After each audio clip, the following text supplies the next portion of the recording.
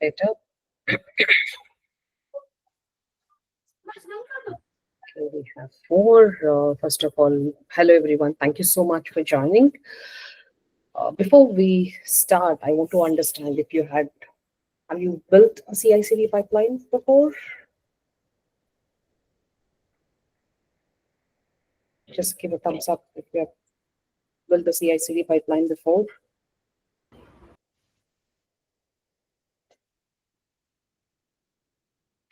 That's nice. Have you heard of? Have you used Tekton before?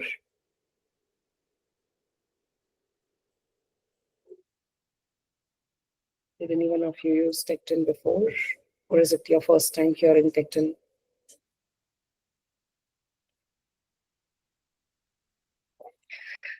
Great. That's nice to know. So, again, thank you so much for joining. I am Navya, and today we are going to talk about Tekton. Tekton is an open source project. It's a cloud native CI/CD framework built for pipelines. And this session, we will show you what Tekton is, how the community works, and how you can start contributing to the upstream, whether by writing code or it can be by improving docs or just joining the conversations and sharing your thoughts. So that's for today. You will be learning about Tekton in detail.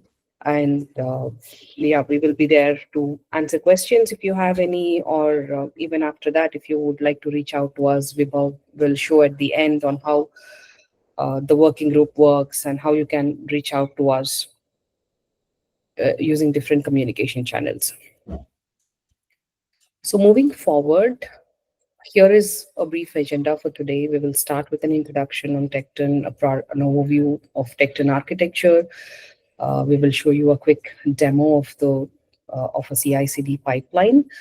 There are different components it comprises of Tekton, so we will be talking about those components in detail.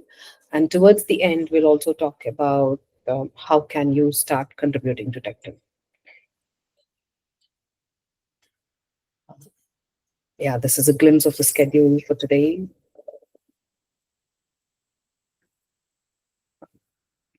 Right. So our vision is to create an industry standard cloud native CI/CD platform that is secure by design, because modern software, it requires more than just automation. It requires security and trust to be built into it. So our mission is to empower our developers and organizations by providing a platform that embeds security and transparency into every step of the software supply chain. So this is a key step for us to deliver a SLSA compliant software, which means you can build and release with confidence. Now, what that means, each of these, you will know how we are doing this, how we will be achieving this using Tekton. You will know in the following sessions. So with that, I'll give this to Vibhav to talk about different components of Tekton.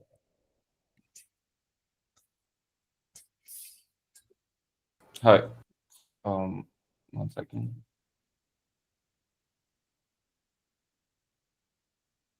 So I would like to start going through all of the components that are there in Tekton. So the very basic component that we have to run Tekton and all the pipelines itself is um, the pipeline core pipeline engine itself. Give me, I actually need a second.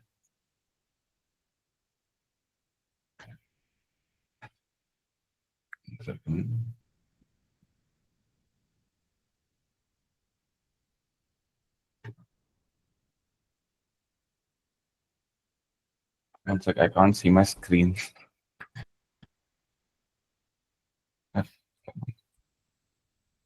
Sorry, Vibhav, is there any challenge? Yeah, I wasn't able to see my screen. 1 second. Just trying to figure out where the screen went. Okay, I'll have to rejoin. Give me a second.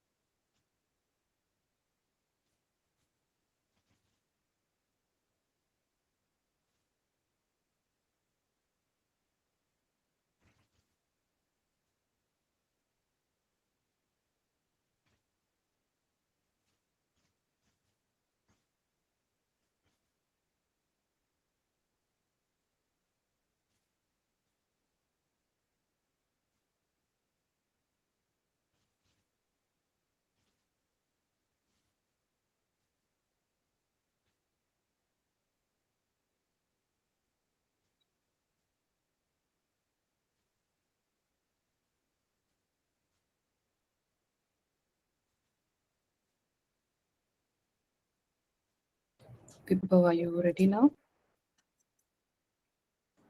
Yes, yes.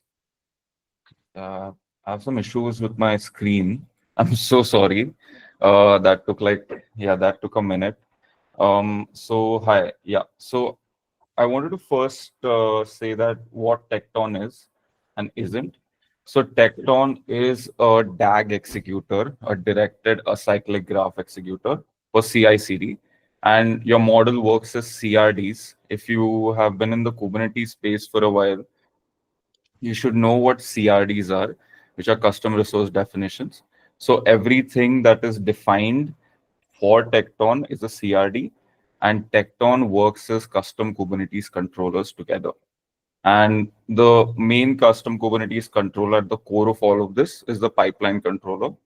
And you will create custom resources called tasks, task runs, pipelines, and pipeline runs, which will be picked up by this custom controller running in Kubernetes. And it will basically turn all of this into pods. Now, the most basic unit of work in Tekton is a task run. So you define a task and then you create a task run from it, and it will create a pod which runs everything, which will run the task in that pod. And each uh, each step in the task is basically running in containers. So whenever you give a step in a task, each of it will run as a container in that task as well. So no, basically that is running as a pod.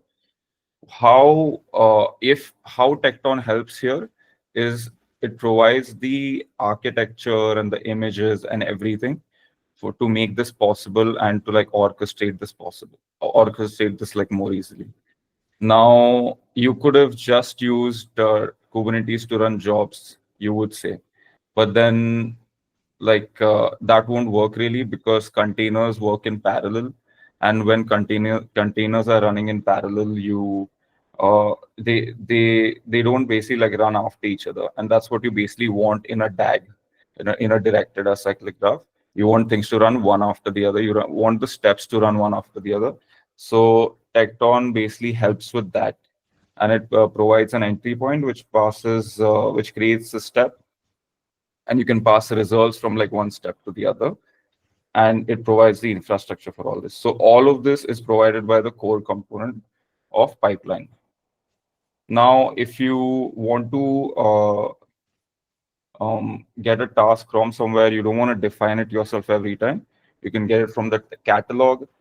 If you want to interact with Tekton pipeline, we have UIs for dashboard and CLI.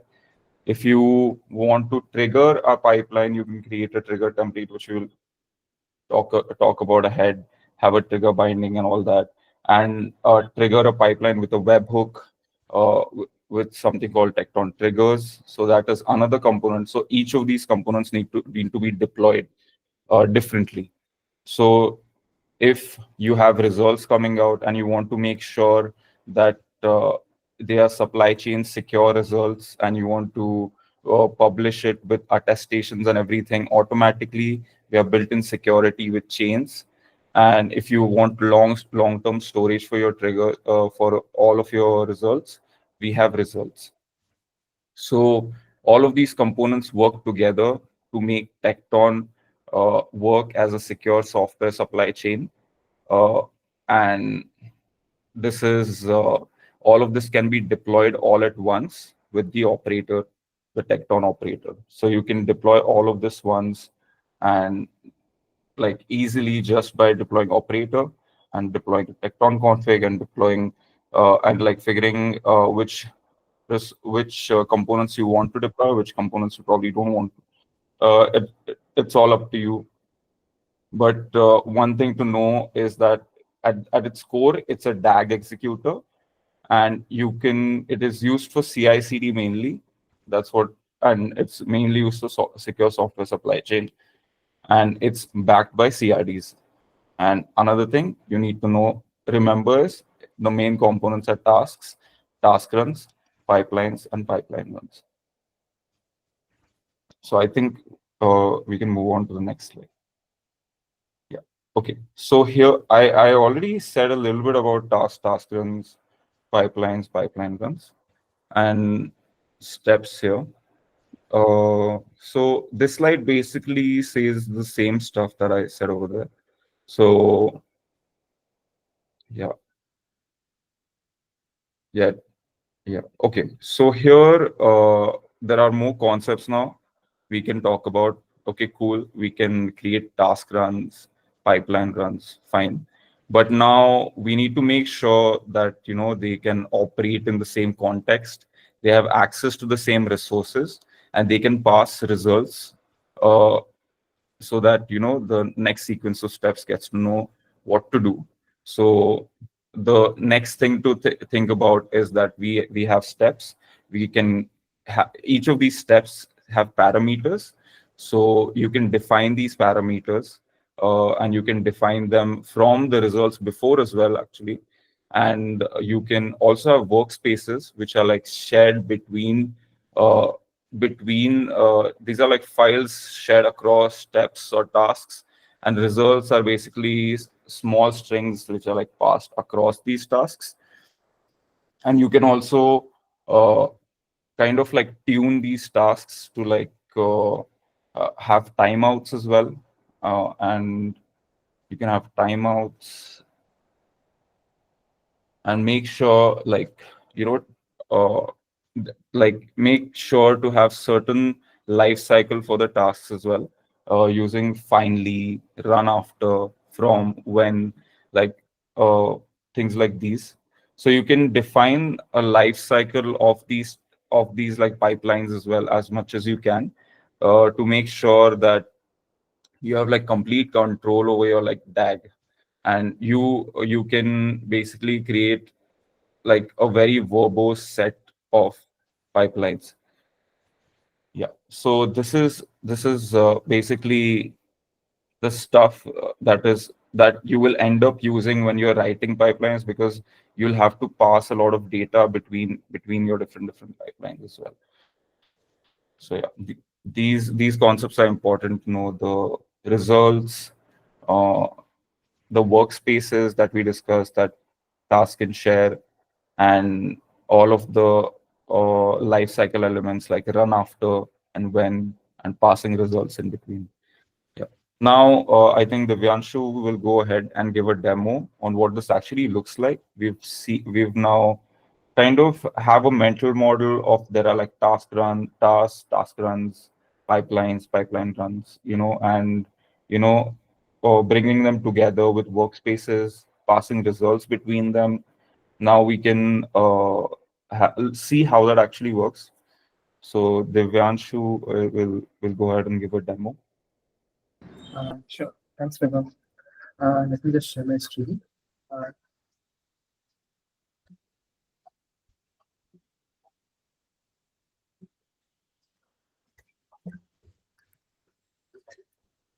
okay, all right. So you guys know what basics about pipeline, what it does, and what is the architecture. But today we are going to look at how that actually works, like how the pipeline is created, how the task looks like, how the task run will look like, how we can use the workspaces here, how we can use secrets here. So that all we will understand in this demo. Today we are going to follow a simple pipeline. That is a CI/CD pipeline. Just now Vibhav explained you it is a kind of a DAG. So here is a simple representation of a pipeline that we're going to do. So first step is it will be a git clone task. So it will be cloning a repository in a workspace that we will be providing. Then we'll be running a simple Golang CI lint, which will link a Go project and provide you warnings. So for the sake of simplicity for this demo, we are just continuing on error as well, so that we can move to the next step. But in an actual scenario, in a production environment, you will probably need to stop there and rethink and like fix those error and then move towards the next step. Post that, we'll be doing a build and push operation, which is going to build the image from the Docker file provided. and you're going to push the image to Docker as well. In these complete scenarios, we are going to use results, that is task results, to like pass the information to the next task. Like we have built the image. Now we want to show that this image has been pushed, and you can use that for the future reference. So that's where results comes into the picture, and there we can use that. Okay, so that's the basic about the pipeline. Let's move towards how we are going to run it.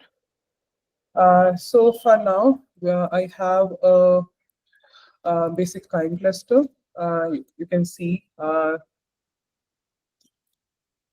Okay, sorry. Let me create a kind cluster. So I wanted to show you how to create a kind cluster as well. So that's why I haven't created it before. So these are the steps to follow. This is a quick guide which can help you to install a kind for your environment, and you can follow this guide. I'm going to share that this in chat so that it is there for your reference. We'll run the command kind create cluster. It is going to take a couple of minutes, and it is going to create a kind cluster for you. Hey Divyanshu, could you please zoom into the terminal and make sure it's like it's big. Sure. The font is like bigger. Sure. Yeah. Let me just finish it.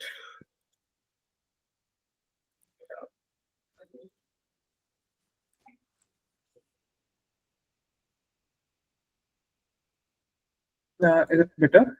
Yeah, a little more, a little more. Yeah.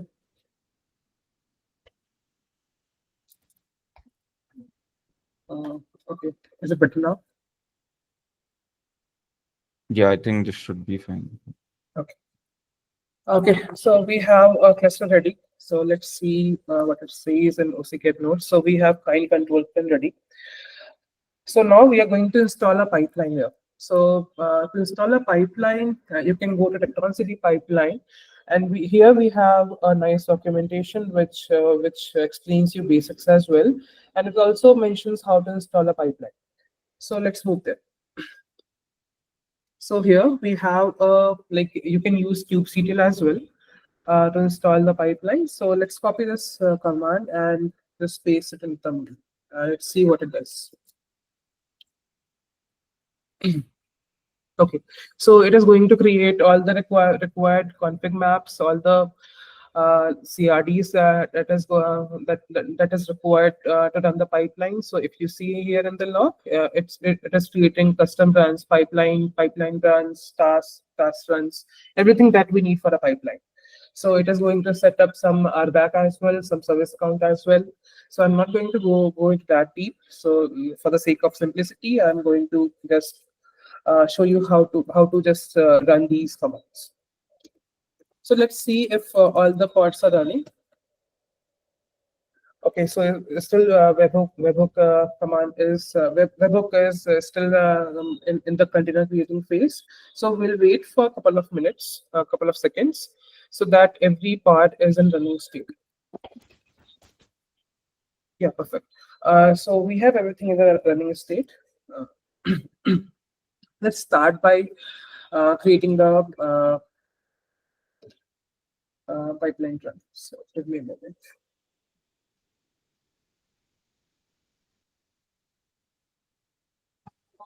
Yeah. So I'm also going to install Tekton dashboard so that we can see the pipelines in the visualization form. So here's a simple command which I'm going to use to install the dashboard. So this can easily be found using on the Tekton dashboard repo. So I'm not going into that detail.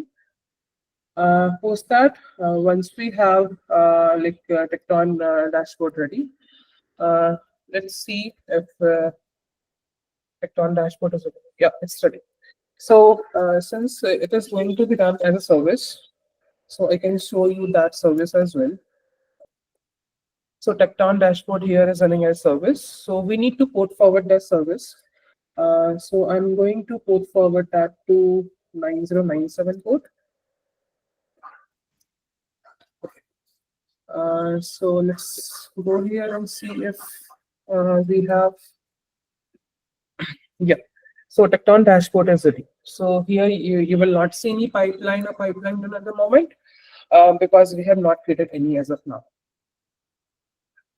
So let me go to different tab.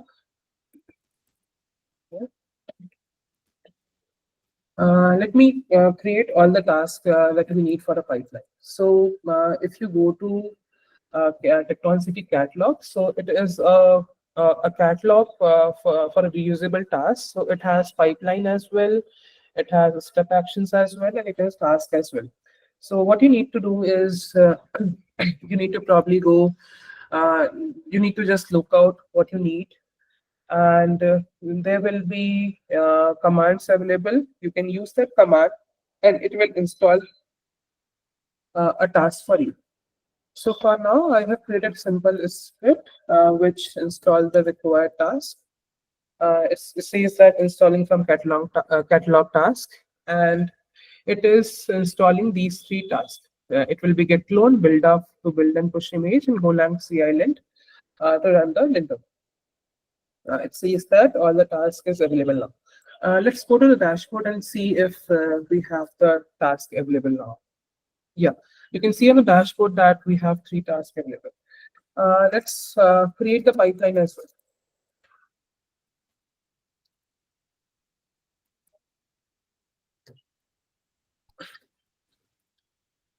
Okay, so it is creating a pipeline as well as a workspace for you. We are using PVC for now. It is for system volume claim.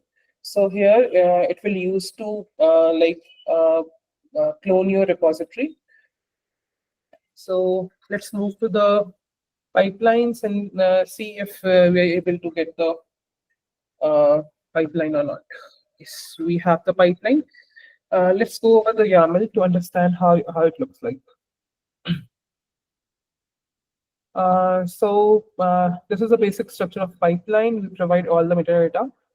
This is the specification of pipeline. So this is kind of optional, but for demo purpose to enhance the understanding, I have added all the details here. This is the finally I'm going to come at the end here. So these are the params which we are going to provide to the pipelines. So this is the get URL that we are going to use. The folder, basically the project we want to clone and run the linter and for the building the image. This is the revision that the branch that we want to use, and the name of the image that we want to use. So here I have used this image, but we can modify based on our use case. This is a part of the Docker file. So here I have provided a default Docker file path, but we can modify that in the pipeline run as well. So it is the context that we are going to use for building the image. So here comes next is the results. So don't get confused with the results that we're going to talk later in this. So this is the task results, which is going to pass on the results. So I'm not sure if you have used GitHub Actions or not. So in GitHub Actions, we have outputs. So similar to outputs, we have results here. So it is just used to pass on the results from the previous step to the next step. So here we are defining all the tasks here. So this is the get clone. This is the params we are using here. I've already explained that before. This is a task ref. So if you remember, we have installed the get clone task. So that's where get clone is. So workspace we're using here by the name of source workspace. So that will be used to clone the repository. And then we have like a task for the linter job. Similarly, it is using Golang CI lint here, and it is some of the configurations that you can use based on your requirements. And then we have build and push. It is using builder task here. Again, we are using workspace here, and also there's one more workspace here for the Docker credentials. So we are going to create secrets in a while for the Docker. So where you can pass your username, password, or the auth token that will be used to push the image to the desired repository. And these are just basic steps that I wanted to show that the image is successfully built, and you have all these required things. Okay, let's move to the next part. That is finally. So finally is something which is provided by Tekton. So it is something like irrespective of task run pipeline failure or the other step failures, this finally has to run. So I don't know if how many of you are from the Java background. So we have similar kind of thing in Java as well. So where it runs few steps based on that does not depend upon the previous step failure or it has passed or not. So here we are just doing basic things. We are just printing the things. So I wanted to show you here because that can be beneficial for your pipeline when you want to do some cleanup kind of thing. So there finally comes into the picture. Okay. So let's go and create create the Docker credentials. So it is creating a secret, it is creating a service account, and it is also creating some RBAC based on the requirements.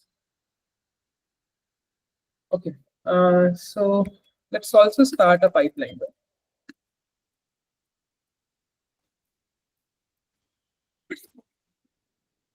Okay, let's move to dashboard and see if we have all the required things. Yeah, you can see on the dashboard that this is a builder demo pipeline which is running, and it is using this builder CI CD pipeline. This is the name of the pipeline run. Let's get inside and see what's happening. So these are the five tasks we have used here, or rather 5 steps that we have used here, and you see that this is the first step that is running. If you go into detail, you will find all the parameters that is getting used, the status, because currently it says it is running, and you will also see the pods that is getting created when you run a pipeline. So first step is completed. You have like second step running, and these three steps are in progress. So let's give some time, and meanwhile, let's see what is going on in the task run. So it is creating 2 task runs since we have used 2 tasks here. So one is the get clone. It is able to clone the repository, and it says that it is succeeded. And next is the lint code. So that is still pending. So that is still running. Meanwhile, this is finishing up. Let's quickly go over what we have with the Tekton CLI. So we have a UI tool as well, that is Tekton dashboard, but we also have Tekton CLI as well. So if I go and see Tekton version, so I'm using 41, and it also mentions that the pipeline version that they're using. Okay, so let's see all the things that we have created before. So we have created a task. So we can just list down the task, and it says that you have 3 tasks available in your cluster, and you can use any of them. We have created the pipeline as well. So let's see. Yeah. So it says that there is a pipeline name builder CI CD pipeline. It was created 7 minutes ago. This is the name of the last run. That is the name of the last pipeline run, and that is still running. Next is Tekton pipeline. Let's see what is there in the pipeline then. Okay, so this is the builder demo pipeline which is running. So let's see if we can follow the logs as well. Tekton pipeline and logs, and we'll be copy pasting this. And we are using -f flag to just follow the logs. So this is for viewing the live logs. So here, if you see that, this is I think this should come later, but for some reason it is coming before. So this is able to get clone the repository. Here I have used this uh, a sample repository, and here it is running a linter job. So it says that you are using okay. Okay, I don't know why it is not moving this side. So let me just copy it and show you. So it should say that you're using a uh, wrong format for Go version. So I'll show you in some time. And this is the build and push that is running. So it is building the image. It is trying to pull the base image that is used in the Docker file. It is trying to build the image. It is trying to perform all the steps in the Docker file. Then again, it is pulling one image. And I think it is like this is the last step where it has tagged the image with the name that we have provided. So we have provided docker.io namespace and the builder demo. And yes, and it is like able to push the image. So writing manifest image destination, and it is able to push the image. And we see a success message that image successfully built and pushed. This is the image URL. This is the commit which was used. This is the image digest that you have, and the tool which we have used. And if you want to pull the image for the future, you can use this command. So this is the final step that is running. It says that build up pipeline successfully executed, and you have this clone, lend, build, and workspaces. These are the steps that it is done, and it says that it is cleaning up workspaces and temp files as well. Okay, let's quickly move to dashboard and see what is there. So if you see, it is able to run the all the task runs. And what I was talking about is it is linter is successfully running, and it says that invalid Go version it is 1.24.1, but it says that it matched formats 1.23.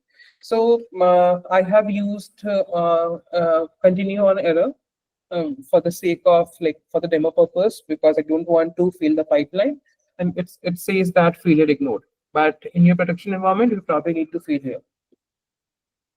Let's see what is the pipeline run is also succeeded. And if I go into detail, you can see all the steps that got finished. One thing I wanted to show you more. So we have written a secret. So it is there here. So if you see here, this is a Docker secret that is created. So it has like username and password. Yeah, I think that's all from the demo point of view. Yeah, I'll give it to Puram.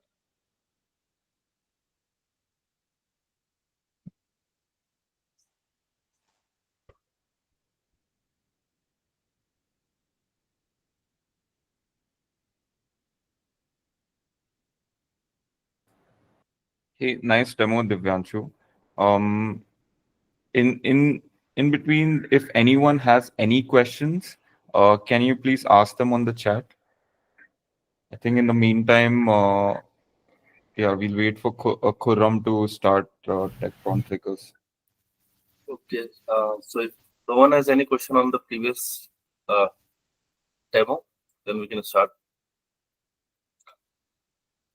Okay, so basically, we are now going through the components now. And the first component that we are covering is Tekton triggers. Basically, Tekton trigger is for automating your all these pipelines based on certain events. It's a can we go to next slide. It's a question of deciding when to run a pipeline. Either you can run manually actually, which is not that exciting actually. You are just creating a pipeline run, and it will run obviously based on whatever flow you have, and then you can have certain events. Can we go to the next slide, Prabhu? Or should I present?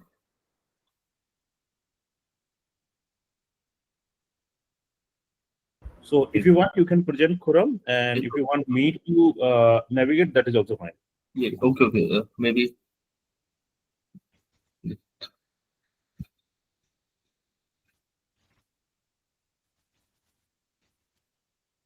Yeah, it's top right slideshow. Yeah. Yes. So basically, you can either manually create your pipeline on task front, or it's question of doing when or yeah, based on certain events. It can be whenever someone pushes a code to GitHub, or it can be a new image being pushed to a registry, or a pull request being commented on, or it might be a Slack event, or any type of event you can think actually, and which has a web API available actually. All these Tekton triggers can cater to, and obviously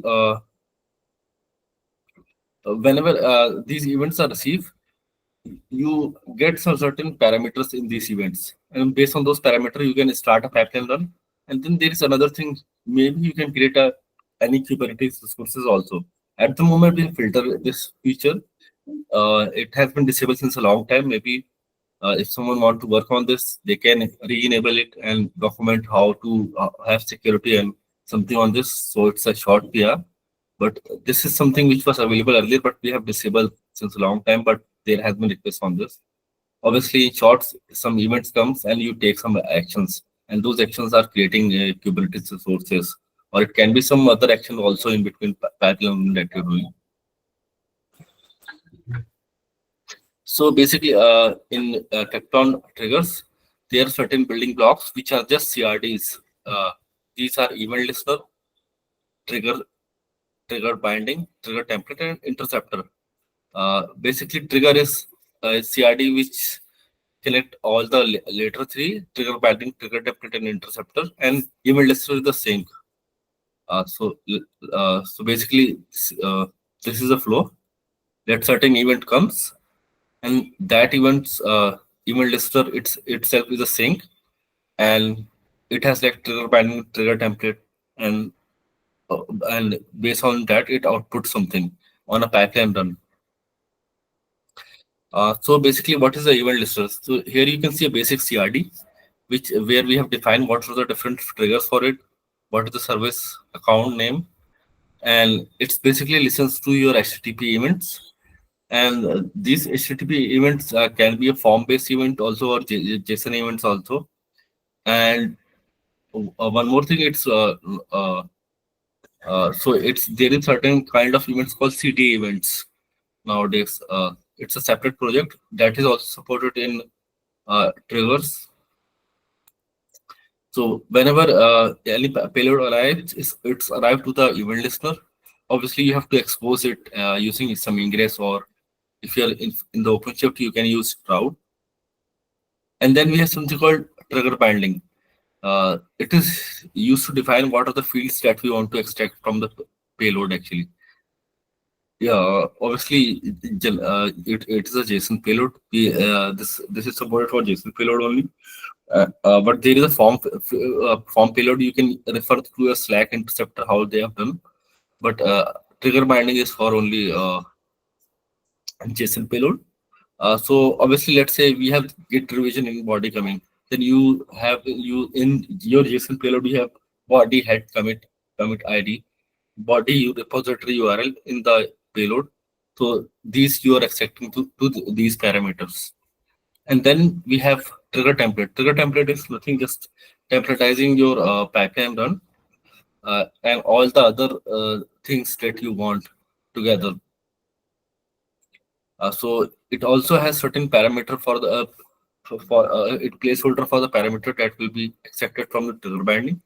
So basically here you can see we have a trigger template. It is like git revision, git repo URL that was there in the previous. And obviously we have here some resource template which is like pipeline run. And we are now referring to that resource in tt.params.git repo URL. And then we have trigger. Trigger is a glue where we define what are the different bindings and template for a for an event that we want to cater to. And obviously, it also refers to interceptor. I'm not drawing interceptor at the moment, but interceptor is optional. So what it does is it's a bouncer actually. It's left to decide which are the events that it's allow, or which are the events. Let's say which are the events information it checks. It can be, let's say, you accept only a pull PR request, or you can accept only pull request comments, and based on that your triggers will run. And obviously it can be also for security. It will check whether the payload that was coming was secure or not. And if you want to add certain informations, let's say like bouncer adds your a wristband to your wrist, it can be that you are adding a body to a event. So this is a format of interceptor. Basically you are defining which interceptor you want to use. So ref github param secret. Let's say you are using some a secret for validating the token, and obviously what are the events type that you want to cater. All other generally they follow this format, but the param supported will be different for every interceptor. Here I have taken GitHub, so there is one cell interceptor comma expression language, which can be used to build any type of interceptor which supports JSON payload. And then there are specialized, which are like GitLab, Slack, GitHub, Bitbucket. So how they are all coming together are like event listener which receives event, and then trigger is activated, and then trigger binding is used to extract the event, and obviously trigger template is used to create the pattern run, and then pattern start executing on your cluster. So here it's a smaller demo. Actually, we have like some namespace where a event listener is there. Obviously, there is a service running, and at the moment there is one pipeline run in this. So what we have done is we are creating a, so here we have a webhook in this, and we will create a dummy, basically PR. So just empty PR, and then we are pushing it. Now after a while you will see a pipeline run has started in the bottom right terminal. You will see a pipeline run has started, and it has received an event actually. So yeah, and now it has succeeded. So that was a short demo from the application side. It utilizes whatever the CRDs that I have shown you. So yeah, that's about the triggers. Any question?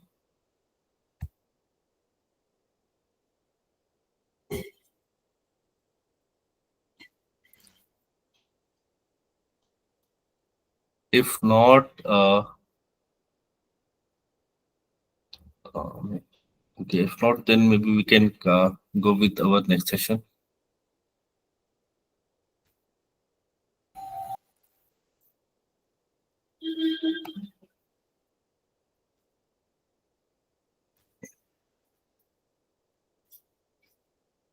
Yes, Pramod.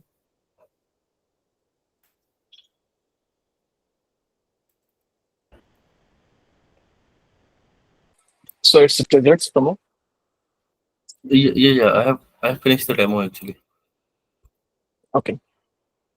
So hi everyone. So before I begin, I would like to highlight that the result that we have discussed in the present, is there any question? What is the clusterism, isolation, and this question? Kuram, can you take that question? Pardon? There is a question in the chat. Why I'm not seeing? I'm not able to see any question. Where is it?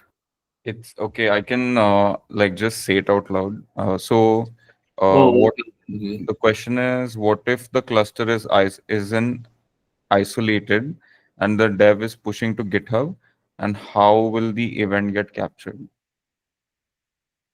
Okay, so basically, it's like what is air gap solution? Is it something air gap? So obviously, there is if they are running that GitHub Enterprise, obviously they might need to use some other solution which runs inside the cluster itself, like maybe Gitya or something else.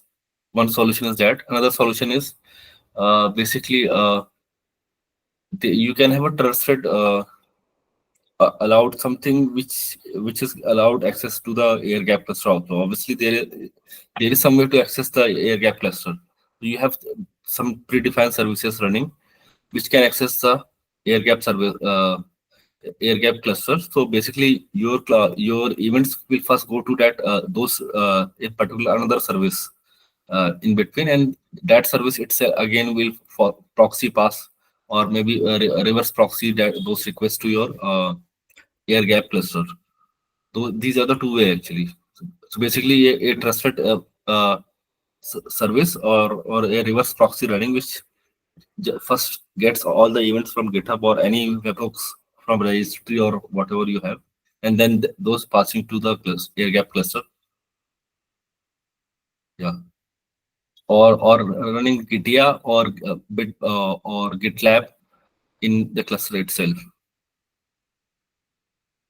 Or obviously GitHub Enterprise, that might be the case also. Yeah. Yes. Thank you, Gautam. So let's start with the results. So hi everyone. Before I begin, I would like to highlight that the results we discussed in the presentation of pipelines, it is totally different from this results. So it's a whole new component. So Tekton result is a component that helps you to store and query the metadata and logs of the Tekton task run and pipeline run that are running in the clusters. So Tekton result is basically a storage system which enables the long-term storage of task run and pipeline run metadata. So the question that triggers in our mind, why we are storing or what is the need to store this data in a different database as it is already present in the cluster. So what really happens is once the pipeline run is completed in the cluster, it will be deleted from the cluster by the pruner. We will also see what this pruner is in the next slides. So once it is deleted, we are no longer can fetch those records or data of that pipeline run from the cluster. So that problem is solved by the Tekton results. So there are three major components in Tekton results. One is results watcher, another is results API server, and the third is the results retention policy agent. So let's start with results watcher. So it's basically a Kubernetes controller that continues monitor or Tekton pipeline and task runs that are executed in the clusters. And once it is completed, so it will fetch the data and send it to the API server to store in the database. So here the API server comes. So what is API server? API server is just a gRPC or REST API server, which act as an interface to store the records in the database. So now the question comes, what type of data means how we are storing those things in the database? So there is a record and a result. Record is like individual pieces of data that we are getting from task run, logs, and pipeline runs. And result is a logical grouping of these records. So for example, if a user is executing a pipeline run and it contains 2 task runs, so the information that we are getting about task run and the pipeline run and the logs will be a record, and all those will be grouped in under a single result, like a parent to child mapping, and it will be grouped under one result. So there are 2 tables in the database. One is result and record, and it will be stored respectively. And after it got stored in the database, then user can directly fetch it from the database. There are multiple ways that user can fetch it from the databases, like he can result CLI, and another is directly interacting with the API server by accessing the API, REST API or gRPC API. So now the third component is retention policy agent. So retention policy agent used to clean up the old records and results from the database after a certain period of time. This period is totally configurable. By default, it is 30 days, and also it depends on the user. They can configure it means 10 days or more to 60 days or 70 days. For example, if I want only those records that are executed in past 10 days, so I will set it to 10 days, and there is a scheduled job that will run, and it will check if the record is stored more than 10 days. So it will delete those records from the database, so we can make the database more efficient. Also, recently we have added a fine grained policies in this, so which gives us more control of how we can or what data should be stored in the database. Means we can configure or set the policies on namespace, labels, or annotations. So based on those, the retention policy agent will delete the records which are on this conditions. So with the help of this, it gives us more control and what record should be there in the database. So this is a small introduction on Tekton results. Also, we have a demo.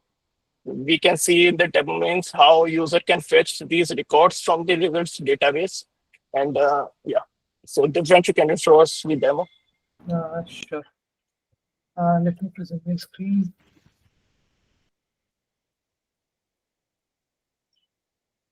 Okay. I hope my screen is visible, right? Thanks, Abhishek, for describing that in detail about the results. So a while ago, we have seen that we were able to run a pipeline, and pipeline run was created. But when we go to and try to fetch the pipeline, it says that no pipeline run found. So what happened to this? So to just remove the load from the cluster, the main cluster, what we have done is Pruner was able to delete the pipeline run, but before that, we were able to archive the pipeline run to the Tekton results database. So I have Tekton results running. So you can see that Tekton results watcher is there, and we have Tekton results API service as well. So I have port forwarded that to serve on 8080, and I have also done some configurations using. So we have a nice CLI, Tekton results CLI, and it has config set command. So using this command, you can it will provide you all the default values, and also you can enter the values which is not available by default, and you can set up the CLI easily. So I'm not going to into that detail, but let's see if we have the pipeline run available in the results database. So let's see TKN results. This is alias for pipeline run. So let me use the complete name, that is pipeline run list. Okay. So you can see that okay, there is a hand raised. Okay. Sorry. It is on for okay, so we have the pipeline run. Let's see if we have a task run as well. Yeah. So if you remember, we created multiple task runs. So here we have for cleanup, this one for results. We had for build and push. We have for lend code. We have for clone repo as well. And it has correct status as well. Like it was failed, if you remember. And let's see if we have some more details about the pipeline run as well. So we will use describe command, and we will copy paste this here. Okay. Okay. So here you see that it is able to provide all the details, like the status, the time it took, the params that we have configured for in that pipeline run, the results it was able to produce, the workspaces that we have used, the secret that we have used, and all the task runs as well. Sorry, and all the task runs as well. So we can easily get logs as well. So I'm not going to show you it as a part of this demo, but you can use TKN results, pipeline run logs, name of the pipeline run. You should be able to see the logs as well. So here, where results come into the picture. So it has stored all the pipeline run task runs, corresponding metadata, the details of the pipeline run, and as well as logs as well. So that ways it has decreased the load on the cluster, and also it is available for anyone to check and reference or debug from the result database easily. So just for the information purpose, we have used Postgres database here. Yeah, I think that's all for this demo. Thank you. I'll forward this to, I think, Vibhav.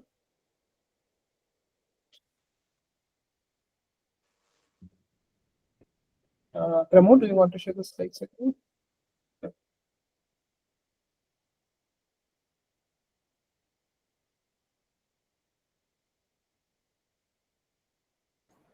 Okay, so now that we've talked about results, does anyone have any questions?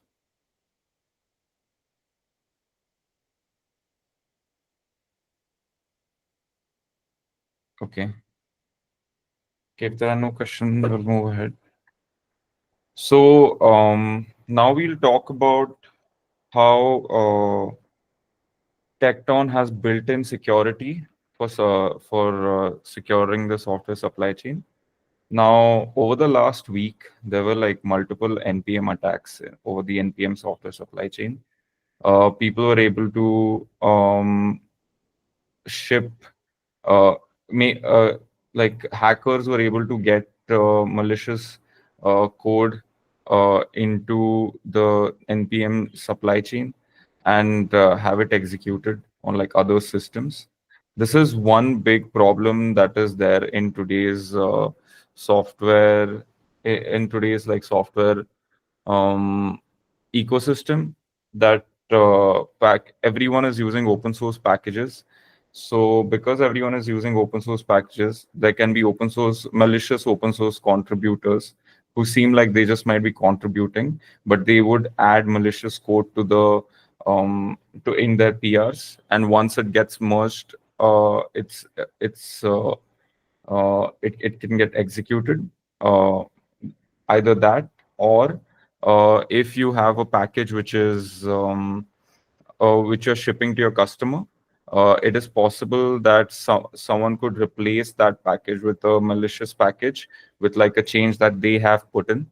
So it's how do you figure out like where this package is coming from, and make sure that package is coming from the right place, and make sure that whatever software you're shipping has like the correct paperwork along with it, so that that the software that I'm running is reliable.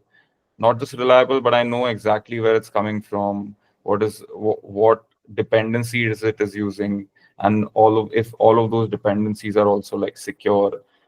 Because if not the actual software, you could probably replace one of those dependencies and have like malicious code running there.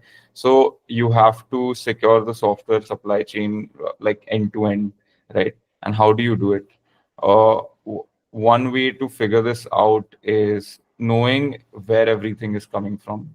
The word provenance here comes in. So like provenance means like where something is coming from. Like in just plain English, provenance is like this. If I say um like where is Vibhav's provenance from? Like Vibhav's provenance is from Pune. Like I'm from Pune. Like provenance literally means where something is coming from. So that's something that we need to package with the packages that we are building, and ship it with all of the packages. Now to do all of this, you need infrastructure and with your CI CD usually. And the thing is, Tekton provides this infrastructure with uh, the Tekton provides this infrastructure, and you can deploy it, and it makes this easy to do. Like it makes it easy for users to have infrastructure which like helps them create attestations and provenance and secure the software supply chain basically, and make sure that all of the packages that they are shipping are secure. Now, Tekton is SLSA level 2 certified. So SLSA is basically security levels of software artifacts, and there are 3 levels, and we pass level 2. Chains basically helps us pass level 2, and we are working on passing level 3, which will include like trusted resources, hermetic builds, and everything, so that Tekton can also make sure that even the not just the packages that you're shipping, but also the pipelines you're running should be secure. So we already do this internally, but this is not in Tekton right now. So the SLSA level 2 basically says that all the packages that I'm shipping should be attested, and I should know where they are coming from, and this should be present in the attestations, and I should have a bill of materials for all the software that I'm shipping. And level 3 will be basically even all of the pipelines that I'm running should be like signed, and all of these builds that I'm running, they should be in a air gapped environment. So that's SLSA 3, and that's something we are working on.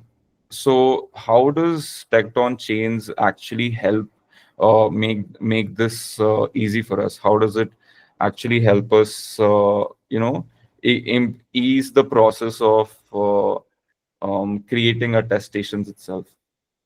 So if you can go to the next slide, um, like there's basically like this like a small example here. So you can see there is a git clone, there is a task run running. So task run has these 2 steps, git clone and Kaneko build. So whenever you clone git repository and then build it, in this case, let's assume that it is emitting 2 results. Here in the case results, I don't mean the results long-term DB. I mean like results output of the step. So the output over here will be image URL or image digest. And whenever this is image URL and image digest are created, if you have Tekton chains already running locally as a controller, this is something you have to deploy separately in a separate controller. If it's already running there, it will watch for your task runs to emit these results. And once these are results, these are emitted, it it uh, it has basically the automated ability to pick up these and then uh, s- create attestations, get them signed, and have them pushed alongside your container images. So it is pushed with like the .att format with in your right next to your images itself. And that basically contains the provenance and basically where the images are coming from and everything. So whenever you are going to use these images, and you will basically have to make sure that the attestations are there with these images, right? When you have to like get them deployed, and there needs to be like a policy on your deployment side which checks these attestations and everything. Uh, so I don't want to go too deep into um you know a lot of the technicalities over here. So this is basically like the overview of what this does, right? Now there are some words to keep in mind, because it can get confusing to like work with chains and software supply chain security like, because and these words can like come in the way. So you can think of the provenance as the story of the build, and an attestation, which is the signed document telling that story. And this is what is created. And then these attestations are signed, right? Which is the seal proving authenticity, right? And we just have to like remember these for now to understand these concepts. But basic chains helps make this process a lot more easier for us. Yes. So I'm going to leave this here, and if anyone has questions, they can ask on chat.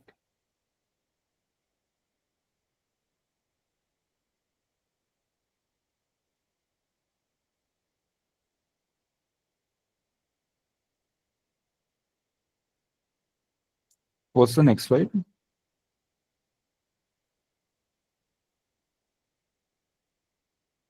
Okay.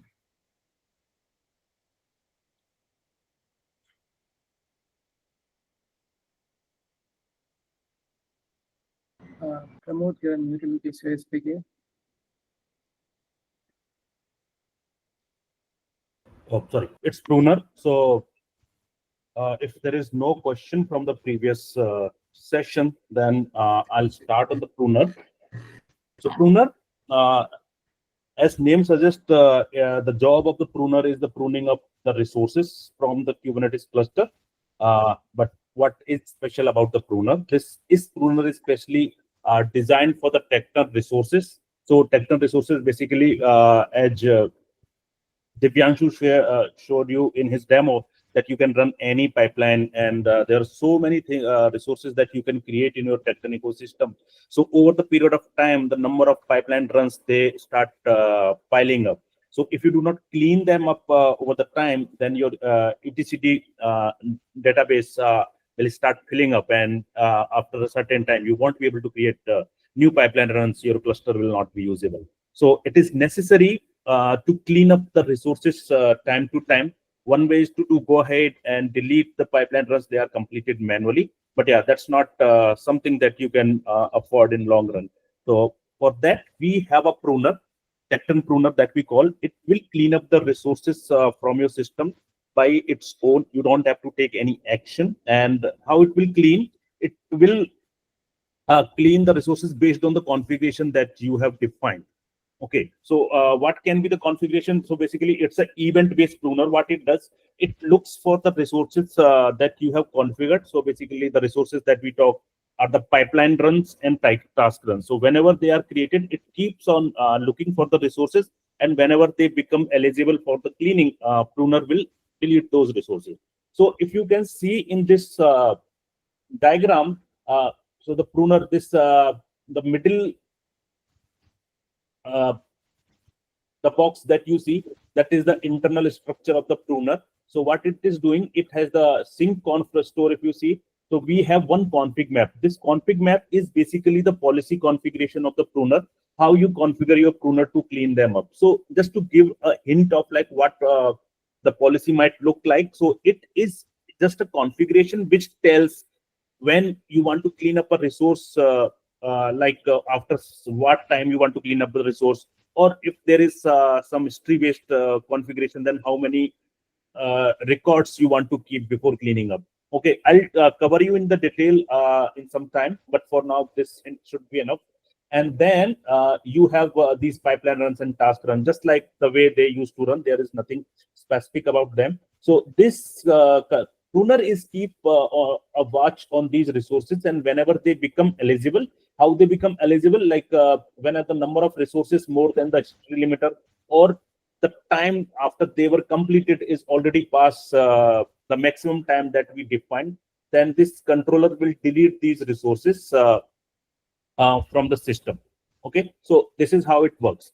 Now, coming to the configuration, what type of configuration we do support? So there are majorly two types of configuration we support. One is the history-based configuration. History-based configuration is how many resources you want to keep. Okay, So let me show you on the screen as well.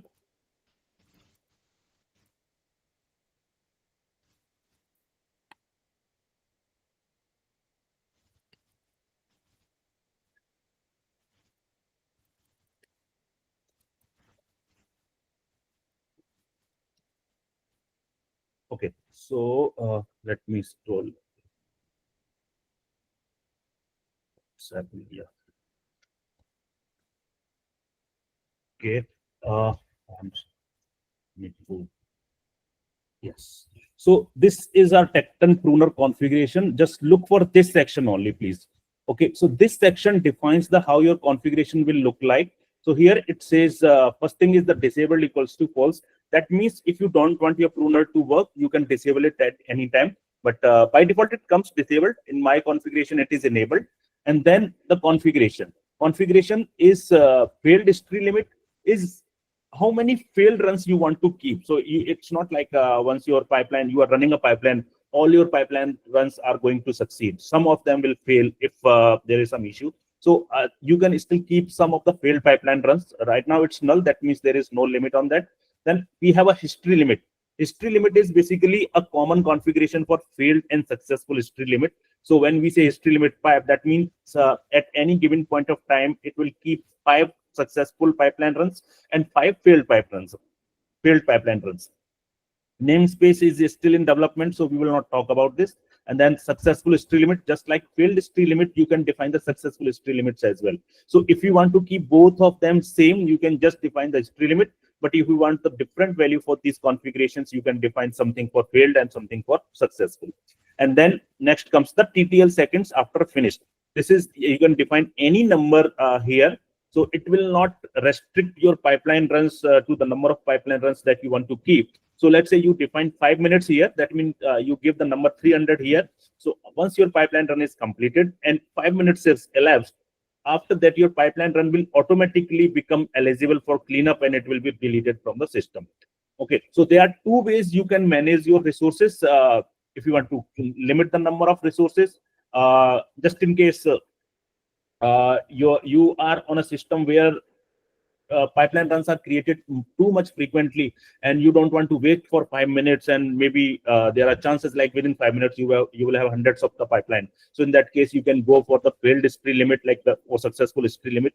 But in case your cluster is not that frequently used and number of pipelines are not created very frequently, in that case you can define the TTL as well, so that your pipeline run is created and after some time, like once it is completed, after some time it will automatically delete it. So these are the 2 ways we can define the configuration. Okay, any question on the configuration? Okay, and for example, I have some pipeline runs here. So if you see, these are like I have created some random pipeline runs here. So if you see, I have 5 failed pipeline runs, 3 are still running. There are some like they might take some time, and 2 are successful. So if I add more pipeline runs here, so let me try to add here. Okay, so it will be kubectl create -f.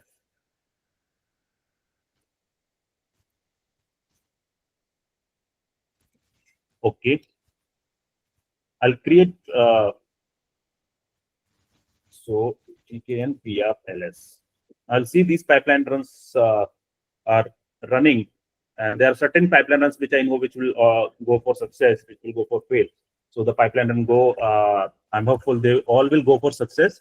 But in the end, only 5 will be retained, and every other pipeline runs will be deleted. So I'll create some pipeline runs for the failure as well, so that others are getting deleted. Okay, it is one. Okay, so I created one more pipeline run that will fail. So here you see we have now 5 in successful, 5 in failed. Any given point of time you will check, you will just 5 and 5.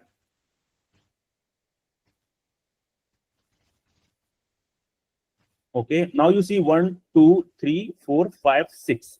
We got 6 pipeline runs in the successful mode. There might be, it will take time. It's not like whenever we succeeded, it will be immediately cleaned up. It might take a few seconds or some time.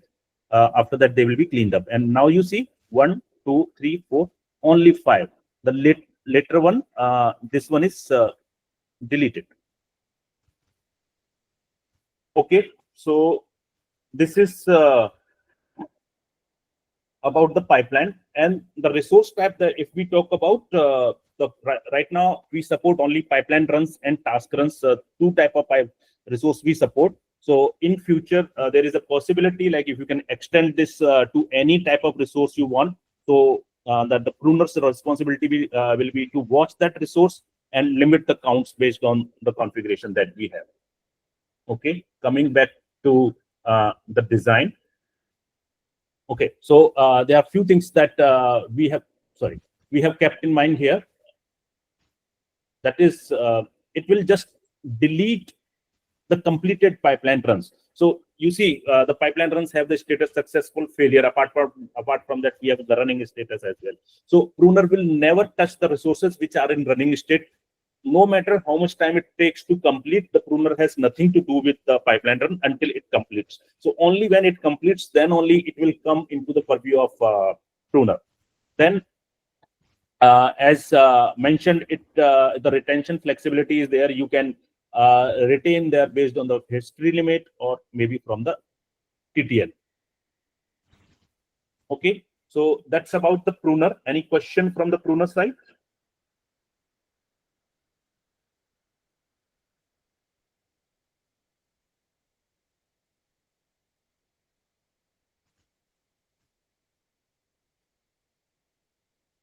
Okay, so I see there is no question so far, but yeah, you are free to ask any question related to pruner or any of the previous session in the chat window during the session. Okay, and moving to the next slide. Next is a different component. It is basically Tekton caches.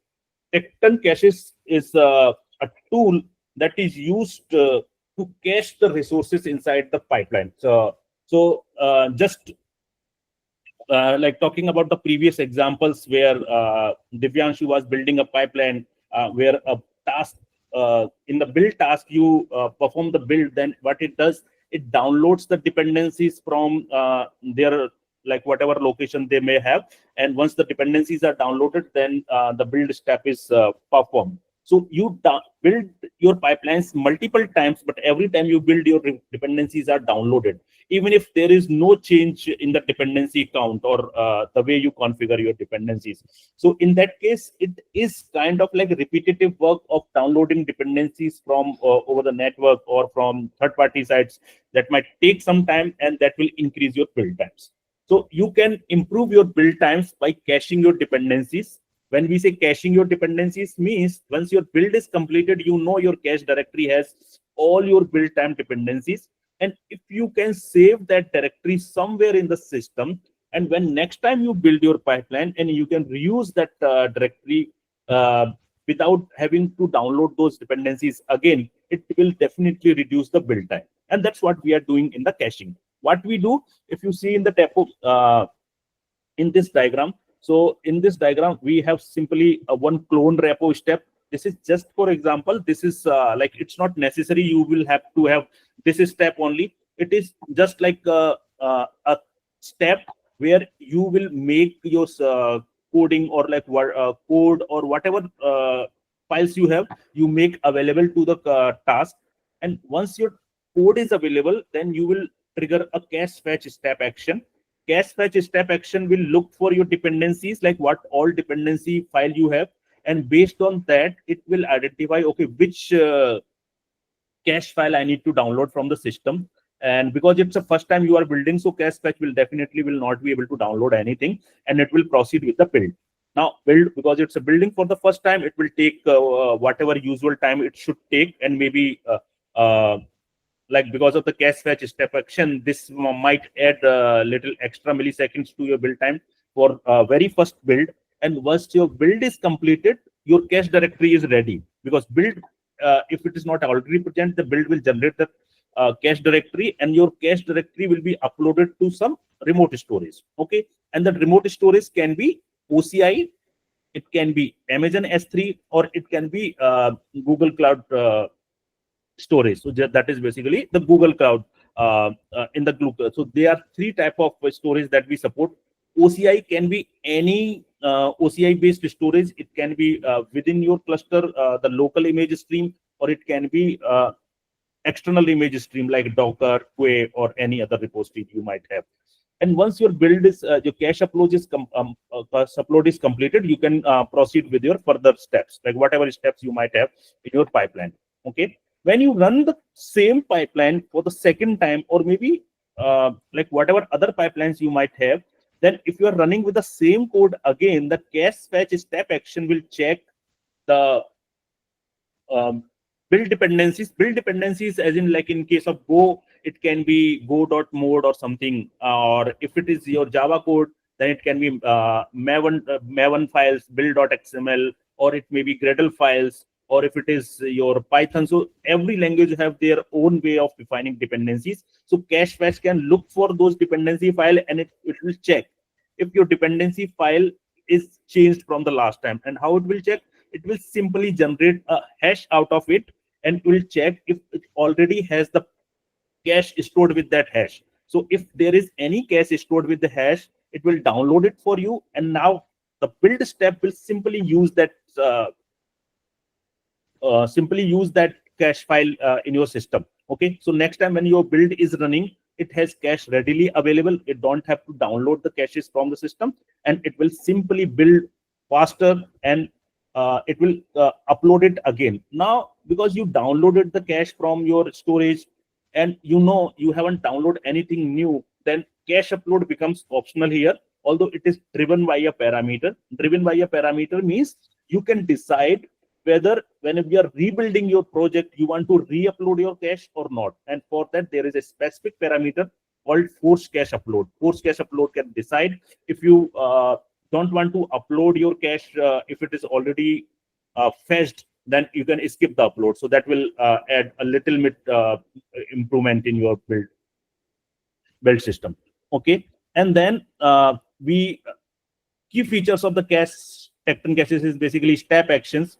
Step actions is a new feature, or I'll say it's the latest feature in the Tekton pipelines, where just like task, you can define your task and in a catalog, and anyone can refer your task and reuse them. Similarly, a step action is also defined. You can define your step actions in the catalog, and anyone in the world can use your step actions. So those the cache fetch and cache upload are defined as step actions. So you don't have to worry about writing your your caching steps. You can just use the step actions to fetch and upload the caches. You just need to define some parameters. Okay, then multiple backend I already covered. You can upload your caches to AWS S3, GCS, or any OCI based storage. Then finally, the cache invalidations. Cache invalidation, basically what happens when you have new dependencies in your system, or some of the old dependencies are removed. In that case, your dependency file like Gradle file or pom.xml or go.mod, whatever it may be, it will change. And whenever it changes, cache will detect that the generated hash is new. It is not already present in the system. So in that case, it will not download anything for you. And in that case, because it will not download anything for you, the build system will start from scratch, generate a new cache, and then upload it.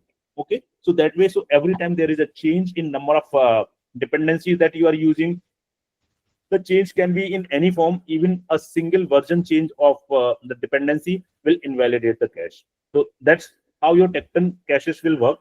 And more about Tekton caches are available on this Git repo. But before that, let me show you how the cache look in the pipeline. Okay, so then coming back to this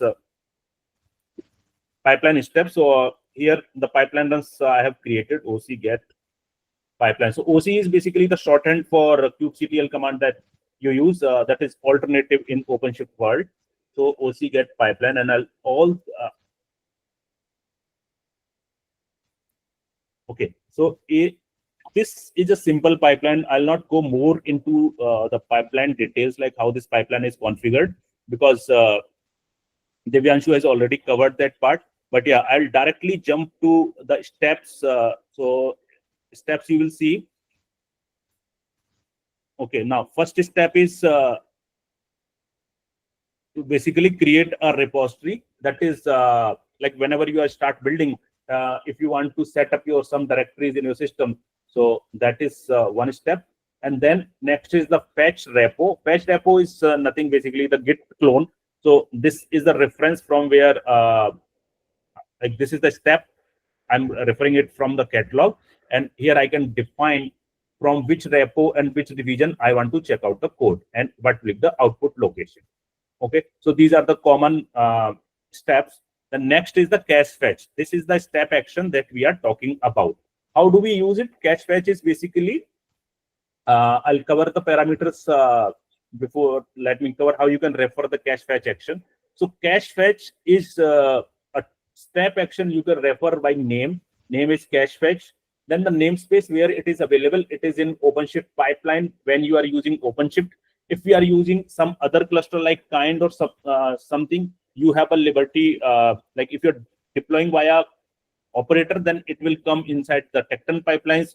Or if you are not deploying it via operator, then you can manually install the step actions from catalog directly. So whatever be the way, you can refer that way. Like you can just use a cluster resolver, and from the cluster resolver, you can define the namespace where your cache fetch step action is available, and then kind will be step action. Just so this is the standard way of referring any step action in the pipelines. And then parameters that we need to provide. These are important. So I have used the minimal number of parameters, although cache supports more parameters. So the first is the patterns. Cache pattern is basically the pattern it will match to generate the hash. So in case of Java files, the patterns will be pom.xml or build.gradle. In case of Go files, it will be go.mode or go.sum.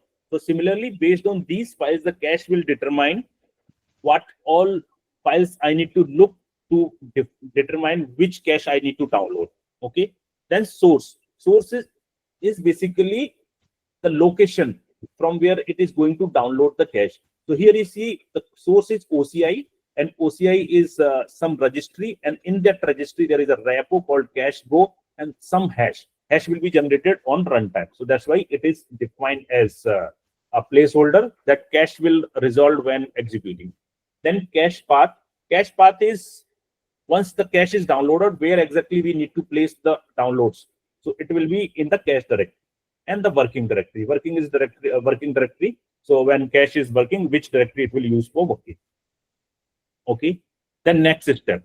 Next step is the build. Build, it can be the build can be the way any build task you want to use. Here I'm using just the script-based build command, but you can use builda or something like whatever task you like.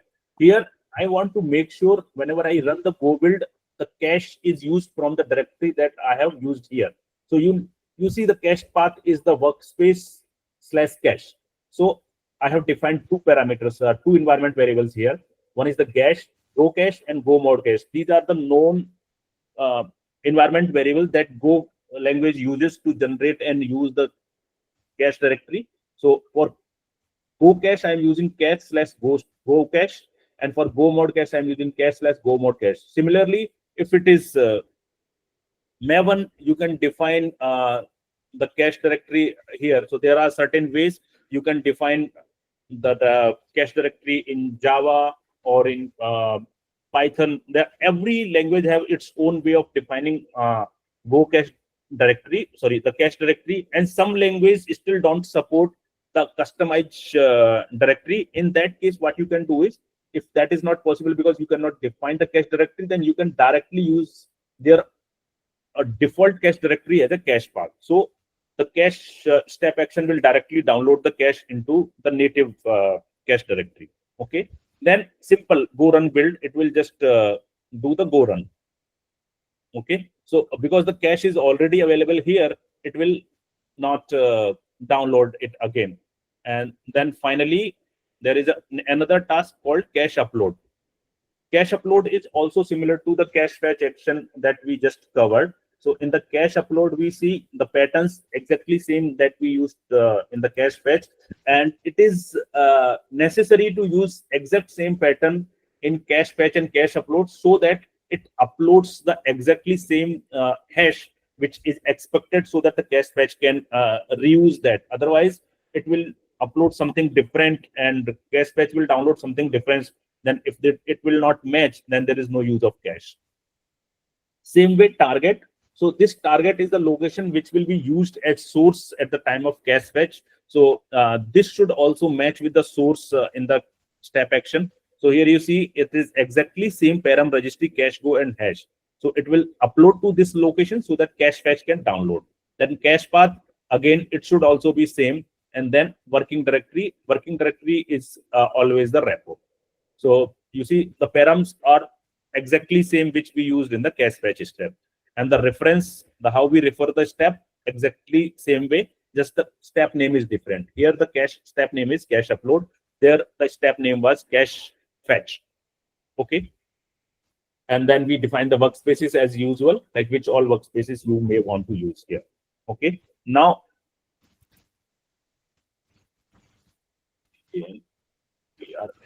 I'm showing you what happened when we build this. Okay, so TKNPR logs this. So if you see the build step, I'll just try to clean up. Like if you see the build step, it was done quickly. Okay, the cache fetch step, you see it downloaded the cache from here, and then it was the build step was faster enough, and then cache upload was also like good. So the cache uploaded using the files, and the patterns you see, it meshed the go mode and goes sum, and in cache fetch also it will be the same pattern. Okay, now let me, okay, I think I have still some time, so that I can show you how it does it look when there is like cache is not available in the system. I still need to check where exactly this okay, it is.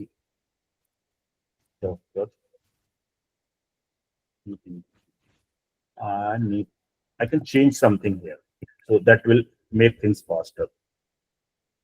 Okay, so the pipeline run that you see, sorry, not here, but pipeline runs you see, it will be here. So the library you see registry, okay, and then it is instead of that I'll define something custom. Okay, I'm expecting this time it might use something different. Okay, so OC create and then add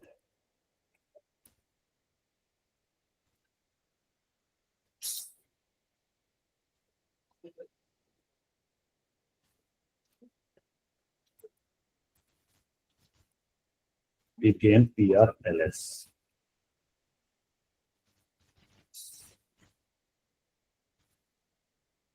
We just changed in the Go file.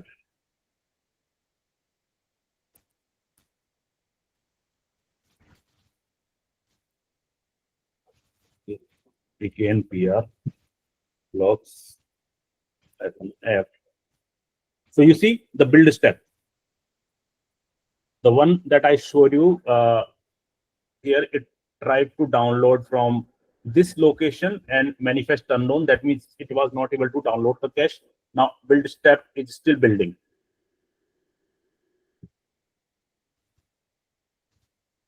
Okay, and unfortunately the location that I've used is not available in the registry, so it could not upload as well. Okay, and then if I use the location which is present, okay, I say default.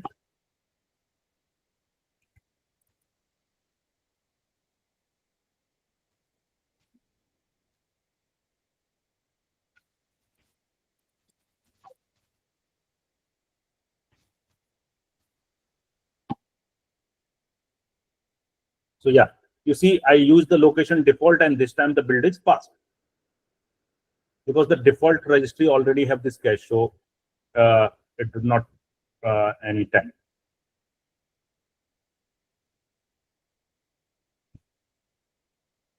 Okay, so that's all about caching. I'm for this error. Actually, I'm not sure why this error is still coming. But yeah, I'll try to resolve this. Maybe I'll see. Like I'll resolve this error, and maybe we can connect in the next session. That I'll show you like our more detailed demo. Okay, and then coming back to where is that screen?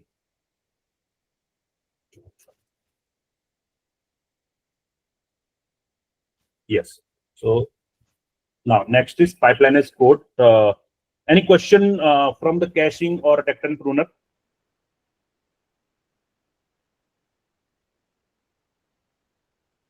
Okay, no problem. Okay. So, Khurram, you want to take it over? Yeah, sure. Yes. So basically, pipeline as code is based on a simple idea actually, that your CI CD pipeline should live in the same application code base as part of your application code base, and it should be leveraged to give you a Git centric CI CD workflow. So advantage of doing this is like your application team is responsible for managing their CI/CD work flows, and it is version and managed. All the things, all the changes that is being done to your pipelines, they can be easily versioned. Uh,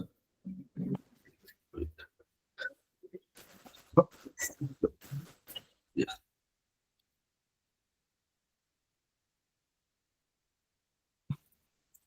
Yeah, and basically the flow is pretty much given the diagram that let's say a developer creates a pushes a code, or maybe opens a pull request, it triggers a webhook event, and all those events lead to a controller fetching the resources from Tekton directory, and from the Tekton directory it creates your pipeline run on the cluster, and obviously then this cluster status is again loop back to your Git provider, let's say GitHub status and or GitLab status. You will see there.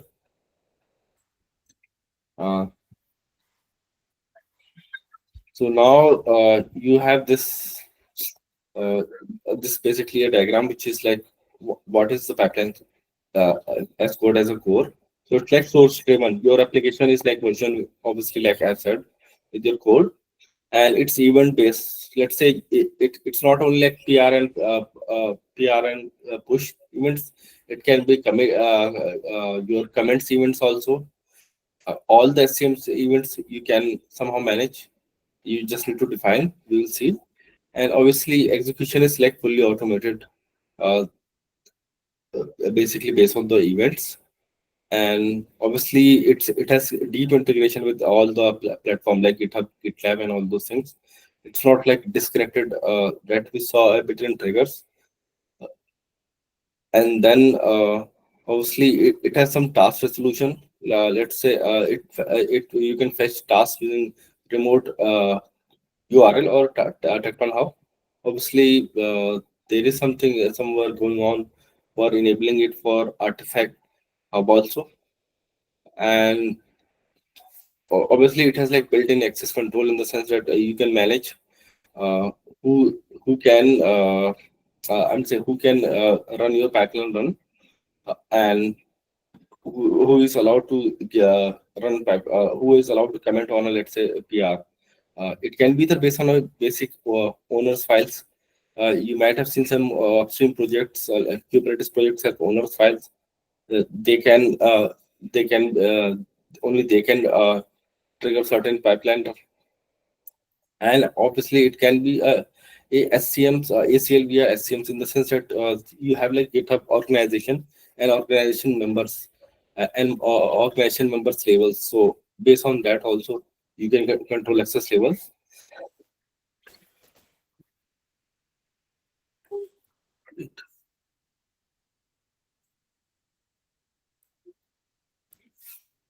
Yeah. So now, obviously, if you want to get started, there is a basic command actually. Can pick a pack command, and obviously, and you can follow the guide that is here, and it will give you a complete detail on how to run the pack. Right. So basically, I will first give you a demo actually. This it is just a taken pack. Is a bootstrap. I have just configured a server using that. And obviously, I have some repo actually, which does not have any code at the moment. And I have some pipeline run in this. What? So,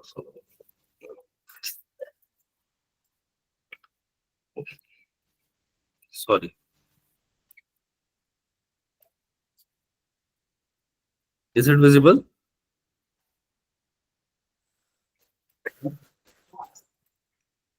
So basically, here you're defining your which events are supported. First one is like on which event, pull request, push, and which branch to support. Here we are supporting masters, and then obviously you can define which tasks to be fetched.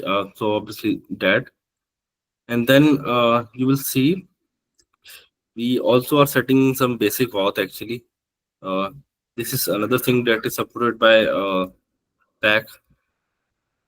Basic auth is just a GitHub secret at the bottom that is injected actually from your repos CR. I won't go into this detail, but when you configure a pack, you will realize we need Git secret, obviously, personal access token secret, so that it will configure for cloning the repo and all those things. So now I will go to my pull request and then create a pull request.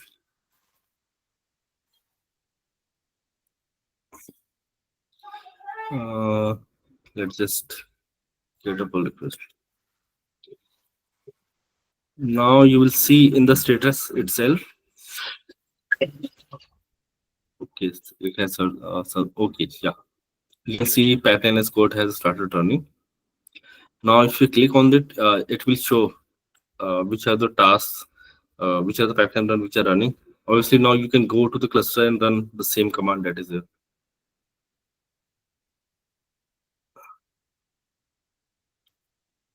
So basically, this command I'm running was shown in the dashboard of GitHub itself. So basically, I will go to the cluster and run that command. So obviously, it has given me that first task was a clone in the pipeline run, and second was a lint. So obviously, cloning was successful and lint failed because, like I was saying, there is nothing actually in the Go code. So obviously, it's failing correctly. Now let's go back to the our dashboard, GitHub dashboard. After a while, you will see that it is reflecting the correct status here. See here, it is reporting that one was successful, one of the tasks from fetch repository, and second one was unsuccessful, like Golang CI lint, because, and then we are showing some of the information. No Go file to analyze.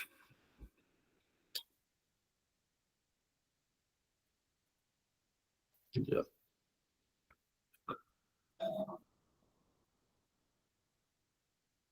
That's it for pack.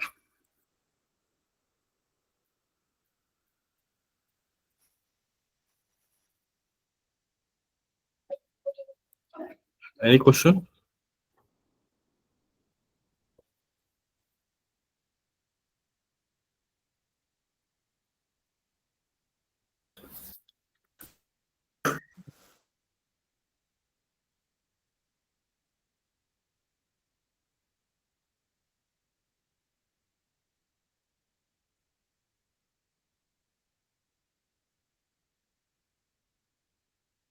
If no question, then obviously we can move to the next topic. Is there a next topic?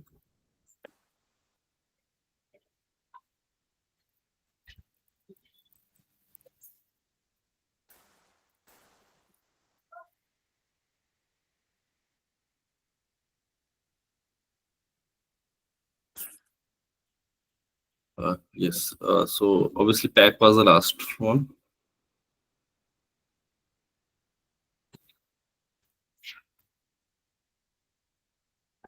Okay, so before I think this the last slide, right? Yes. Yeah, so I just wanted to kind of just go over this and like help give some tips on if you wanted to get started on contributing to Tekton upstream. Uh, I think one thing to just like remember is if it's it's quite a straightforward way to set up Tekton, and everything that you really need to set up Tekton is already given in the docs and everything. All you really have to do is go through the contributing MD, development MD, and set yourself up and start contributing.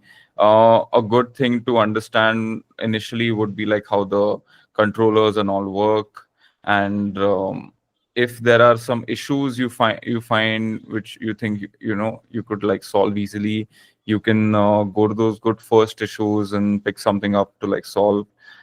One good mindset to have during this is when you are on the repo, you don't get overwhelmed by anything that is there, because like it's a first time for a lot of contributors. It's pretty easy to like uh, get into the repo itself. The code is pretty well segregated, so it's easy to read code as well. The only the mindset is like good to have during this is if you have a question with anything, there will be people to help you solve it, so you don't have to wait or like get stressed about like how to like solve a certain problem.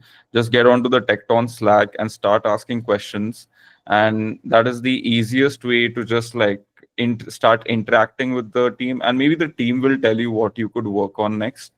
So the team is very helpful upstream, and all of us are like here to help on on the Slack channel itself.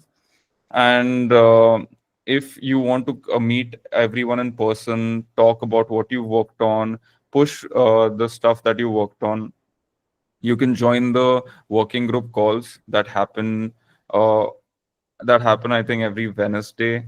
Uh, and yeah, um, let us know if you have any like questions now. If contributing is what you're looking for, then this is how you can do it. If you have any other questions, yeah, you can put it in the chat.